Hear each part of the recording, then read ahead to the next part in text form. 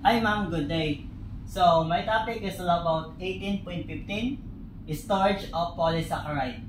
A storage of polysaccharide is a polysaccharide that is storage form for monosaccharide and is used an energy source in the cells. In cells, monosaccharide are stored in the form of polysaccharide rather as individual monosaccharide and are there to lower the osmotic pressure unit in the cells.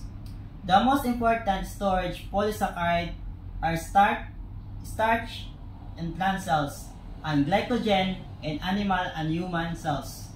So, storage polysaccharide like starch and glycogen are efficient way to store energy while avoiding the potentially damaging effect of high osmotic pressure caused by a high concentration of simple sugar. So the next is starch. Starch is a homopolysaccharide containing only monosaccharide unit. It is the energy storage polysaccharide in plants. Excess glucose is converted into starch and is stored for the later use. When glucose is not enough from the outside the cells, it hydrolyzes starch to release glucose. So in short, starch serves as a long-term energy reserve for plants, allowing them to store glucose efficiently and access it when needed.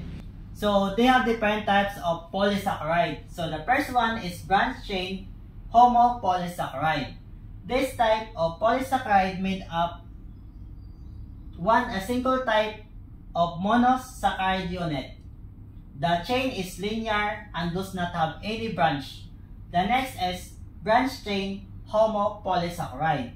So this type of polysaccharide also made up of a single type of monosaccharide unit.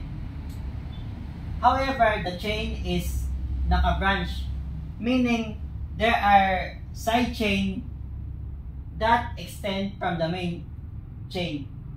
The next is unbranched chain heteropolysaccharide. So this type of polysaccharide made up of two or more different types of monosaccharide unit.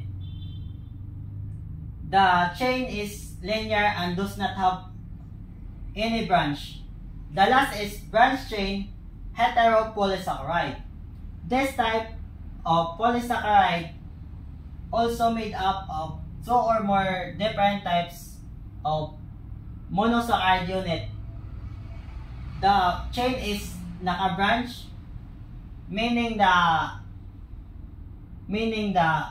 there are side chain that extend from the main chain. So that's all. Thank you.